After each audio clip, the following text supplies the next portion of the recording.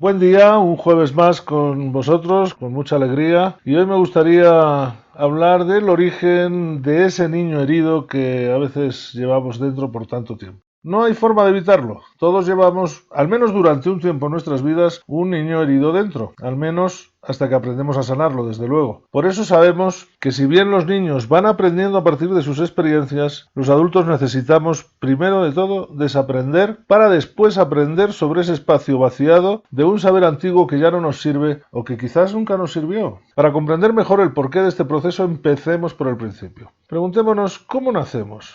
Bueno, yo creo que todos nacemos absolutamente predispuestos para el amor. Por dos razones, porque no sabemos hacer otra cosa y porque lo necesitamos para el buen desarrollo de esos primeros años. Es esencial. Pero aún va más allá. Nacemos tan dispuestos y tan disponibles para el amor que nadie nace con un plan B. No tenemos nada preparado por si lo que vamos a vivir no siempre es amoroso. Entendiendo eso, es fácil comprender que cualquier suceso que no vivamos como amoroso va a impactar en nosotros como algo sorprendente primero y amenazante después. Y la primera vivencia de ello se da nada más nacer, pues lo primero que nos pasa cuando salimos de nuestra madre es que nos separan de nuestra madre, cortando el cordón umbilical. Si el amor es unión, comunión y compartir, nuestra primera experiencia es de separación. Resulta algo incomprensible para la mente y para el corazón de un bebé. Como ya he contado alguna vez, la escuela de la vida funciona exactamente al revés que la escuela del colegio. En el colegio primero nos enseñan y después nos someten a examen. Y sin embargo en la vida primero nos somete a prueba y después espera que saquemos el aprendizaje correcto. Esta simple verdad es algo que tardamos años en comprender y nos sentimos mal porque tenemos vivencias para las cuales nadie nos ha preparado previamente. Así que, repito, lo primero es desconcierto y lo segundo una amenaza para la que no tenemos ninguna medicina, por lo que se suele transformar en dolor, queja y sufrimiento y acudimos como recurso a algo que no nos va a servir durante muchos años, que es el control. Pero volviendo a la primera experiencia de separación, observemos que esto además se va a repetir muchas veces en vivencias cotidianas absolutamente normales y lógicas para la mente del adulto, pero que no dejan de sorprender al niño. Nos dejan en la habitación que llaman del nene y esas personas que antes me abrazaron se van. Y al día siguiente vuelven, pero solo para vestirme y me llevan a otro lugar que llaman escuela y se vuelven a ir. Y otro día me dejan en casa de la abuela o de la abuelita y se vuelven a ir. Y así sucesivamente. Es difícil crecer en la seguridad de que no me vayan a dejar un día y no regresen. La vivencia del niño es una vivencia entre la angustia y la tranquilidad cuando finalmente regresan. Por supuesto que esto que le pasa a todos los niños se ve compensado con las innumerables muestras de amor que muchos reciben o recibimos en los largos momentos donde sí están presentes los padres o las figuras amorosas. Pero, ¿qué me dicen de esos niños que ya desde una temprana infancia no reciben tantas muestras de amor? O aquellos que reciben mucha soledad, dejándoles llorar hasta la angustia, o son golpeados, gritados o zarandeados a una muy tierna infancia.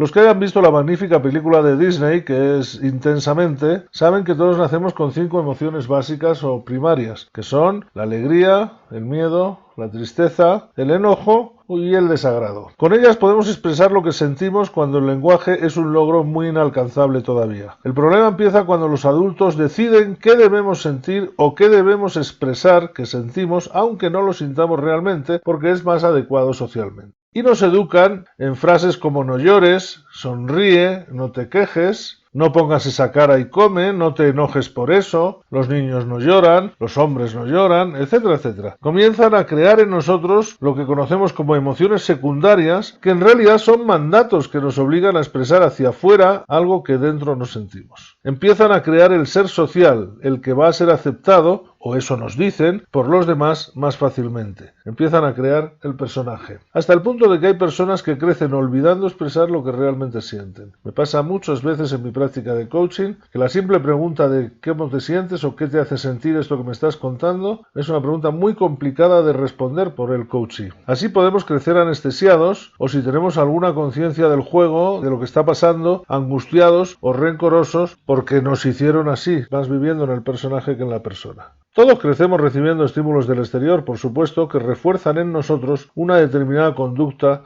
o cualquier otra. Los hay positivos y negativos, pero también los hay condicionales o incondicionales según refuercen el ser que somos o un determinado hacer. Para crecer con un ego sano, necesitamos escuchar, sentir y creer que somos amados por nosotros mismos, sin tener que hacer nada para ello. Una vez construida esta sensación, y solo entonces estamos preparados para aprender, recibiendo refuerzos positivos y negativos a nuestro hacer diario y cotidiano, lo que llamamos educación. Esto no se hace, esto está muy bien hecho, esto está mal hecho, pero nada que tenga que ver que cuestione el hecho de que somos seres merecedores de ser amados por el simple hecho de ser.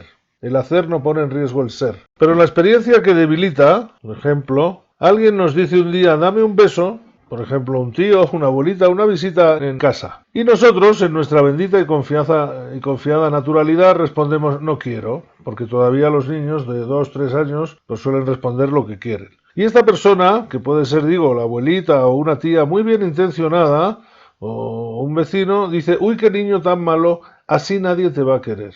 Es decir, el mensaje que recibimos es que debemos hacer lo que el otro quiere y nos pide, aunque nosotros no queramos, para que nos quieran, para ser queridos. Si creemos que solo haciendo cosas nos van a querer, ya no podemos sentirnos merecedores de ser amados por el hecho de ser, por ser nosotros mismos, por el simple hecho de existir. Y perdemos la calma, la tranquilidad y la confianza. Empezamos a vivir con angustia, creyendo que solo satisfaciendo a los demás vamos a ser merecedores de su amor y de su gratitud. Esta idea nos esclaviza, nos anula y nos hace seres dependientes. Por el contrario, un niño que crece sano ama y da con libertad, porque quiere, no para ser querido de regreso. Es libre y autónomo para regir su existencia. En el caso de no tener esa confianza básica bien instalada, el asunto está no solo en que hacemos cosas para ser queridos, sino en que vivimos con una asimilación constante entre el ser y el hacer. Cualquier crítica al hacer la vamos a recibir como una crítica al ser, y eso siempre es destructivo. Por lo tanto, tememos la crítica, huimos de la crítica y lo que hacemos es esconder el error, por lo tanto dejamos de mejorar, etcétera, etcétera, etcétera. Con todo ello, lo que quiero decir es que el niño herido, si no logramos que sane, se instala dentro de nosotros y siempre nos estará reclamando algo que no podemos darle, salvo que sanemos esa herida. ¿De qué se trata eso que nos pide? Pues se trata de la calma, de la paz derivada del perdón y de la aceptación, de no necesitar que el mundo sea como queremos que sea para estar bien instalados en él, de la confianza que mantiene nuestra actitud siempre en acción, generando posibilidades, sean cuales sean las circunstancias externas, de la libertad que nos da el saber que no somos lo que el otro nos dice que somos, sino aquel que hemos sido capaces de generar, de la fortaleza que nos da saber que el ser que somos podrá aprender más o menos a través del hacer, pero no está cuestionado nunca, un ser libre que aprende de todas sus experiencias de esa manera, de las agradables y de las difíciles, y que está siempre caminando hacia una mejor versión de sí mismo. Alguien que comprende que el pasado nos explica, pero no nos condiciona. Alguien que comprende que si bien nunca podemos tener todo lo que queremos, siempre tenemos mucho y lo sabe valorar. Ese es un niño sanado frente al niño herido. Os dejo con las preguntas. ¿Tiendes con exceso a la queja? ¿Te quejas de lo que no está en tu mano cambiar? ¿Te sientes impotente frente a lo que ocurre en tu vida? ¿El dolor se convierte frecuentemente en sufrimiento para ti?